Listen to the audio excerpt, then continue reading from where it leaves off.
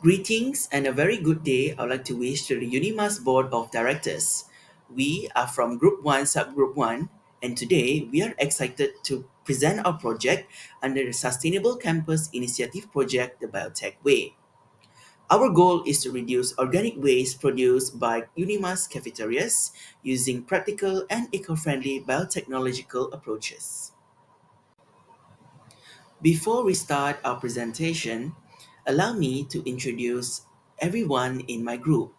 I am Daniel, and my team members are Nurin, Intan, Syahmi, and Mia.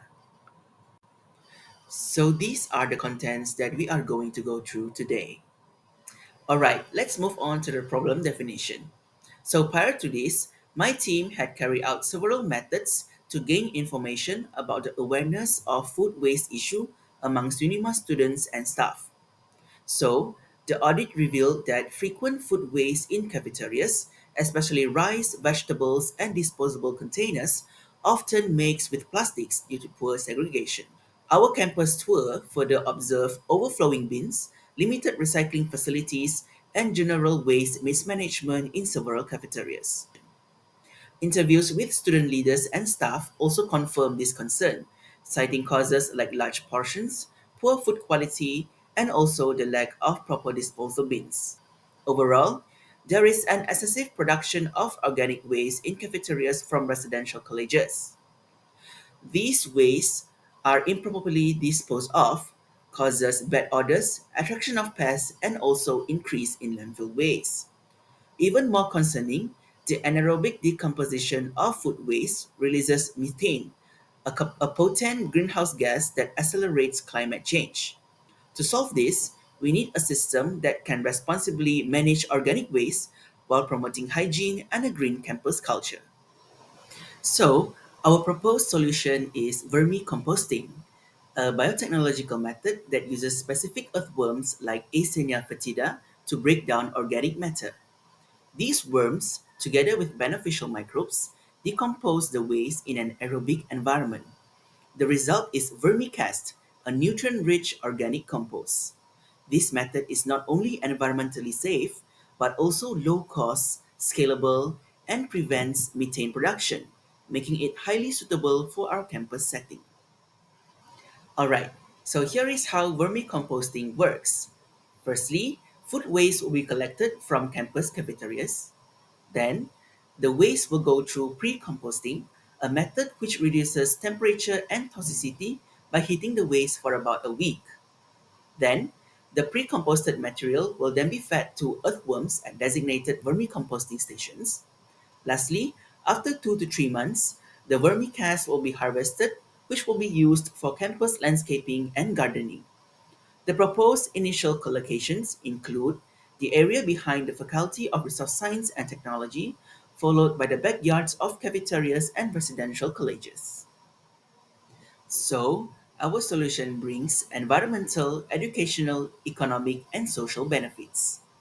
For the environment benefits, it reduces landfill waste and methane emissions, and also produces natural compost for plants, which reduces the need for chemical fertilizers. Educationally, it provides hands-on learning for environmental and biotechnology students and also can be integrated into course projects, research, and club activities. For the economical benefits, it requires minimal startup costs as beans and worms are affordable. It also reduces long-time expenses on fertilizer and waste collection. Socially, our survey shows strong support from students and staff, and it also promotes responsible habits and a sustainable lifestyle on campus. Now, moving on to the feasibility analysis, there are four types of feasibility here, which are technical feasibility, operational feasibility, economic feasibility, and social feasibility. Now, technically, vermicomposting is a simple and proven method. Worms such as Eisenia foetida thrive in Malaysia's tropical climate, and the setup requires only basic materials. Economically, it is affordable to start and maintain. There is potential for green grants or support from the university budget.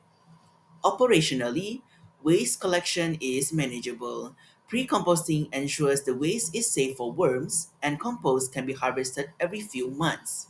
Socially, with clubs like SMU and Persintech, waste reduction is supported. We have the people, passion, and platform to make this work. All right, let's move on to the conceptual framework of our solution. As mentioned just now, our solution is vermicomposting. It is a scientific process whereby earthworms enhance microbial activity to break down organic waste and produce nutrient-rich vermicast. This method not only reduces landfill waste but also generates a valuable soil enhancer for campus landscaping and agriculture. Moving into the interaction pathways, the process will begin with waste generators such as campus cafeterias. Their organic waste will then be collected by compost handlers who will manage the vermicomposting system. The resulting vermicast will then be distributed to compost users such as campus gardens or sustainability projects. A feedback loop will then be allowed the compost users to report on the quality and effectiveness of the compost, which will promote continuous improvement in the system. Therefore, for successful implementation, this system will be integrated with campus operations. We propose the establishment of an eco-campus unit which can oversee the initiative and coordinate efforts across departments. Additionally, maintenance staff can be hired to support daily operations such as waste collection, worm care, and compost monitoring. To further strengthen this initiative, student volunteers will be engaged for education, outreach, and hands on involvement in composting activities. Together, this model promotes a closed loop, sustainable waste management solution which are driven by science, supported by structure, and powered by the campus community. Next, let us move on to the challenges and mitigation strategies. Our vermicomposting initiative, while highly promising, does face practical challenges that we have carefully planned for. First, care and maintenance.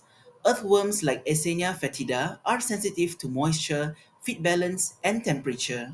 To avoid issues like worm die-off or slow decomposition, we propose establishing a regular maintenance schedule with trained students or staff monitoring key system parameters.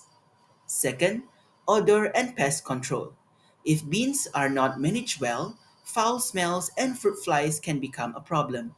Covering food waste with dry materials like shredded paper, draining excess liquid, and promptly removing spoiled materials are simple but crucial steps. The third concern is pathogen contamination from mixed food waste. We will solve this by pre-composting waste at high temperatures to neutralize pathogens, then testing the compost before campus use to ensure safety.